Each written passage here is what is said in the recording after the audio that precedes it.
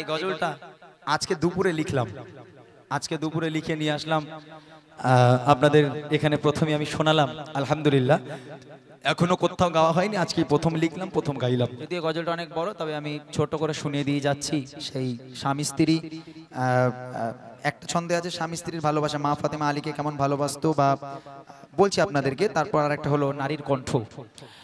এই দুটো আমি আপনাদের সম্মুখে পরিবেশন করব। মাত্র 3 থেকে 4 মিনিট লাগবে এই গজলটা গাওয়ার পর ইনশাআল্লাহ আমি আপনাদেরকে রিকোয়েস্টে কালাম শোনাবো, নবী আমার জান, নবী আমার প্রাণ। এবং আমার ভাইরা বলছে বুড়িমা গাওয়ার জন্য। আমি বলি ও বুড়ি আর কবরে গেছে, মানে আর উঠবে না, বাদ দাও, ও বুড়ি মরে গেছে, একবার যাক, আর ডেকে এনো না, যাক। তারপরে ইনশাআল্লাহ আপনারা এতক্ষণ সময় দিলেন, অনেক অনেক ধন্যবাদ আপনাদেরকে। চলেন একটুখানি শুনে দেখেন এই গজলটি আমার মায়েদের জন্য, জাস্ট মন দিয়ে শুনবেন। বলি ও ফাতেমা স্বামীর সেবা কো বোঝো না, বলি ও ফাতেমা স্বামীর সেবা কো বোঝো না, স্বামীর কদম তলে বেহেশত ভুলে যেও না, স্বামীর কদম তলে বেহেশত ভুলে যেও না। বলি ও ফাতেমা স্বামীর সেবা কো বোঝো না, বলি ও ফাতেমা স্বামীর সেবা কো বোঝো না, স্বামীর কদম তলে বেহেশত ভুলে যেও না, স্বামীর কদম তলে বেহেশত ভুলে যেও না। স্বামীর কাছে আওয়াজ তোমার জোরে করো না, স্বামীর কাছে আওয়াজ তোমার জোরে করো না, স্বামীর কদম তলে বেহেশত ভুলে যেও না, স্বামীর কদম তলে বেহেশত ভুলে যেও না। শোনাই মা, একটু মন দিয়ে শোনেন। এখানে আপনাদের স্বামীরা হয়তো আছে, অনেকে আছে যাদের স্ত্রী এখন উপস্থিত আছে। একজন ভাই যখন রাজমিস্ত্রি কাজ করে, এই রাজমিস্ত্রি কাজ ধরে নেন এখন বৃষ্টি বাদলার দিন, হয়তো কাজ হয় না, বা কেউ রঙের কাজ করে কাজ পায় না। অনেক মায়েরা আছে, যদি ভাইরা কাজ না পেয়ে বাড়িতে মনটা মলিন করে নিরাশ হয়ে চলে আসে, ওই মাগুলো, ওই বোনগুলো, ওই ভাবিগুলো তাদের স্বামীর উপর জোরে জোরে কথা বলে, উল্টো পাল্টা কথা বলা শুরু করে দেয়। আহারে, কিন্তু আম্মাজান ফাতেমা হযরত আলীকে কেমন চোখে দেখতো এবং কেমন ব্যবহার তার সঙ্গে করতো, কবি লিখছে, শুনবেন। দিনের পর দিন কেটে যায় অভাবে তরে, দিনের পর দিন কেটে যায় অভাবের তরে, হাড়ি ওঠে না চুলাতে ফাতেমার ঘরে, ও হাড়ি ওঠে না চুলাতে ফাতেমার ঘরে, তারে তারে ঘুরে আলী কাজ নাহি পায়, তারে তারে ঘুরে আলী কাজ নাহি পায়, অবশেষে নিরাশ হয়ে ঘরে ফিরে যায়, অবশেষে নিরাশ হয়ে ঘরে ফিরে যায়। না খেয়েও বিবি স্বামীর শকর করতে ভোলে না, না খেয়েও বিবি স্বামীর শকর করতে ভোলে না, স্বামীর কদম তলে বেহেশত ভুলে যেও না, স্বামীর কদম তলে বেহেশত ভুলে যেও না। বলি ও ফাতেমা স্বামীর সেবা কো বোঝো না, বলি ও ফাতেমা স্বামীর সেবা কো বোঝো না, স্বামীর পায়ের তলে বেহেশত ভুলে যেও না, স্বামীর কদম তলে জান্নাত ভুলে যেও না। হযরত আলী বাজারে গেল কাজের তালাশ করতে, কাজ চাইতে, দাঁড়ে দাঁড়ে ঘুরে ঘুরে কাজ, আর হযরত আলী পেল না। 3 দিন ফাতেমার ঘরে উনুন জ্বলে না, চুলো জ্বলে না। আম্মাজান ফাতেমা আহারে কখনো বেহুশ হয়ে যায়। আম্মাজান ফাতেমা ক্ষুধার জ্বালা সহ্য করতে পারে না। তার সঙ্গে আছে মাসুম বাচ্চা হাসান আর হুসাইন। একের পর এক, একদিন হয়ে যায়, 2 দিন হয়ে যায়, 3 দিন হয়ে যায়, পানি ছাড়া পেটে তাদের আর কিচ্ছু পড়ে না। হযরতে আলী আল্লাহ রাসূলকে শোনায়, হযরতে আলী আল্লাহ রাসূলকে শোনায়, আমার বাড়ির করুণ অবস্থা, আমার বাড়ির করুণ অবস্থা। আমার হাসান আর হুসাইন ক্ষুধার যন্ত্রণায় কখনো অজ্ঞান হয়ে যায়, আমার হাসান হুসাইন ক্ষুধার যন্ত্রণায় কখনো বেহুশ হয়ে পড়ে থাকে। আমার হাসান হুসেনকে কিছু খেতে দিতে হবে। আমি কাজের তালাশ করতে বার হয়েছি, কাজের তালাশ করতে বার হয়ে কাজ না পেয়ে হযরতে আলী মনটা মলিন করে ছলো ছলো নয়ন নিয়ে আম্মাজান ফাতেমার কাছে ফিরে এলো। দরওয়াজায় টোকা মারলো, ফাতেমা দরজা খুলে দাও, ফাতেমা দরজা খোলো। আম্মাজান ফাতেমা দরজা খুলেছে, হযরতে আলী মনটা মলিন করে কান্না কান্না মুখ নিয়ে দাঁড়িয়ে আছে। আম্মাজান ফাতেমা বলছে, ও স্বামী আপনি কি কাজ পাননি, আপনি কাজ পাননি? হযরত আলী বলছে, না ফাতেমা, দাঁড়ে দাঁড়ে ঘুরেছি, অনেক কষ্ট করেছি, কেউ আমাকে কাজ দিল না, আমাকে কেউ কাজ দিল না, কাজ পাইনি। আম্মাজান ফাতেমা বলছে, স্ত্রী কাকে বলে দেখেন। ফাতেমা বলছে, ও স্বামী তা আপনি মন খারাপ করছেন কেন? হ্যাঁ, এই রুজির মালিক কি আপনি? রুজির মালিক আপনি, আপনি মন খারাপ করছেন। আল্লাহ চাইনি তাই দেয়নি, মন খারাপ করার কি আছে? চলে আসেন ঘরে, চলে আসেন। আহা, আর এখানে যদি আমার ঘরের ভাবিরা হতো, এই দেখো ওলাউটো খালি খাবে আর শোবে, হ্যাঁ খালি খাবে আর শোবে। আমার ঘরের মায়েদের টেম্পার শুনলি মাথা খারাপ হয়ে যাবে, খালি খাবে আর শোবে, তাই না? আম্মা জান ফাতেমা হযরতে আলীকে কি বলেছিল কবি লিখছে দেখেন।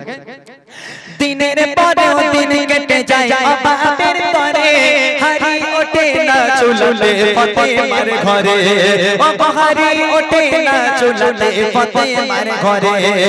দাঁড়ে দাঁড়ে ঘুরে আলী কাজ নাহি পায়, ও দাঁড়ে দাঁড়ে ঘুরে আলী কাজ নাহি পায়, অবশেষে নিরাশ হয়ে ঘরে ফিরে যায়, ও অবশেষে নিরাশ হয়ে ঘরে ফিরে যায়।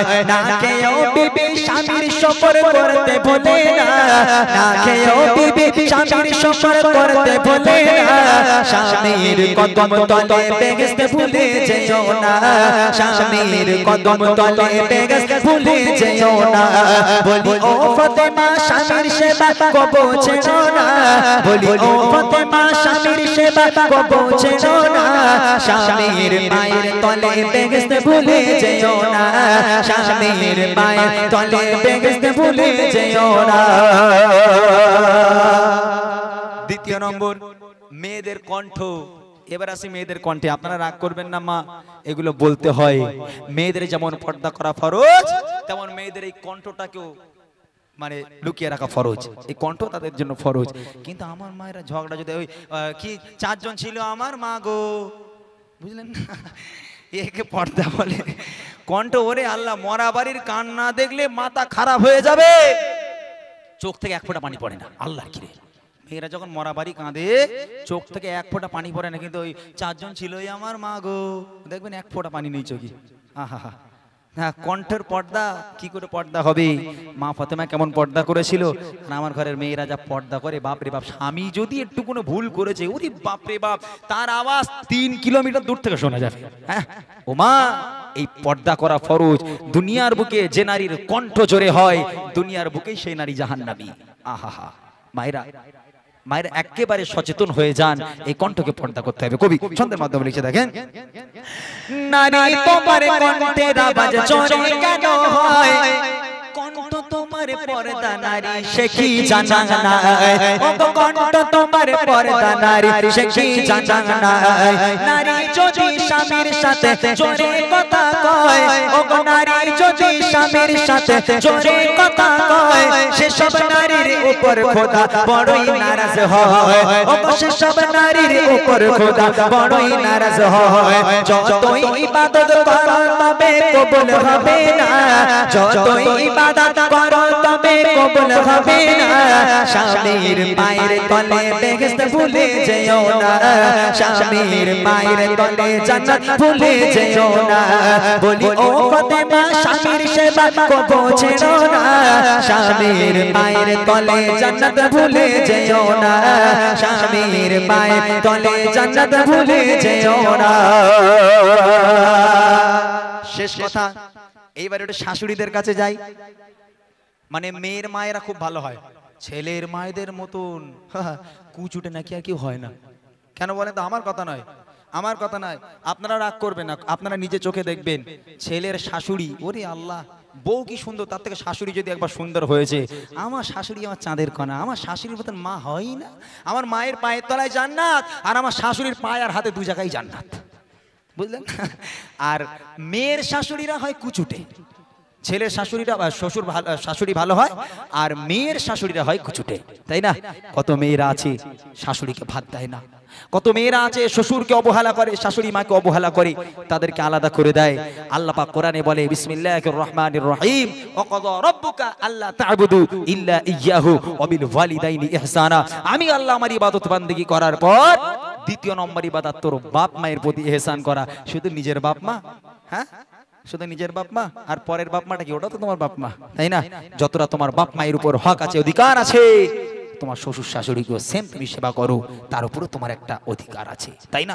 তাদের সম্পর্কে কবি লিখছে দেখেন, পিতা মাতার মতোই তোমার শ্বশুর শাশুড়ি গো, পিতা মাতার মতোই তোমার শ্বশুর শাশুড়ি, তাদের সাথে কেন করো ছক চচরে ও গো তাদের সাথে কেন করো ছক চচরে বাবা মায়ের সেবায় যেমন জান্নাতি বাবা যায় ও গো বাবা মায়ের সেবায় যেমন জান্নাতি বাবা যায় পিতা মাতার করলে সেবা তেমনি তাদের করলে সেবা খোদা খুশি হয় ও গো তেমনি তাদের করলে সেবা খোদা খুশি হয় পিতা মাতার করলে সেবা অভাব রবে না পিতা মাতার করলে সেবা অভাব রবে না পিতা মাতা আর স্বামী জান্নাত ঠিকানা পিতা মাতা আর স্বামী তোমার বেহেশত ঠিকানা বলি ও ফাতেমা স্বামীর সেবা কবো ছেড়ো না স্বামীর কদম তলে বেহেশত ভুলে যেও না স্বামীর কদম তলে বেহেশত ভুলে যেও না স্বামীর কদম তলে বেহেশত ভুলে যেও না। এই গজলটা আজকে দুপুরে লিখলাম, আজকে দুপুরে লিখে নিয়ে আসলাম আপনাদের এখানে, প্রথমে আমি শোনালাম আলহামদুলিল্লাহ, এখনো কোথাও গাওয়া হয়নি, আজকে প্রথম লিখলাম প্রথম গাইলাম আলহামদুলিল্লাহ। যদি আমার গজল থেকে, যদি আমার গজল আপনাদের মনে লাগে এর উপর আমল করবেন, এর উপর আমল করার চেষ্টা করবেন, আমার আল্লাহ খুশি হবে এবং আমাদের গজল বলা সার্থক হবে, আপনাদের শোনা সার্থক হবে। যাই হোক আর কষ্ট দেব না, আর 2-5 মিনিট একটু ওয়েট করতে বলছি, জাস্ট কয়েকটা রিকোয়েস্ট আমি গাইবো, গাই ইনশাল্লাহ আজকের মতো আমরা বিদায় নেব। তবে একটা অফার আমি দিতে পারি, আমার মায়েরা অনেকক্ষণ থেকে বসে আছেন, যদি আপনাদের কোনো ফরমাইশ থাকে একটা অর্ধেক দিতে পারেন। হয়তো আমার মায়েরা ওখান থেকে চেল্লাতে পারছে না, আমি কমিটি ভাইদের বলবো 2-1 চলে যাও। অনেক মায়েরা আছে যারা কষ্ট করে চাঁদাপত্র দেয় মাহফিলের জন্য, তাদেরও তো ইচ্ছা থাকে যে আমি ওই গজলটা একটু শুনবো, একটু চলে যাও। যদি মায়েদের রিকোয়েস্ট থাকে 2-1টা জাস্ট আমাকে দেন, ততক্ষণ আমি ঝলমল ঝলমল করে যাই। নবী আমার জান, নবী আমার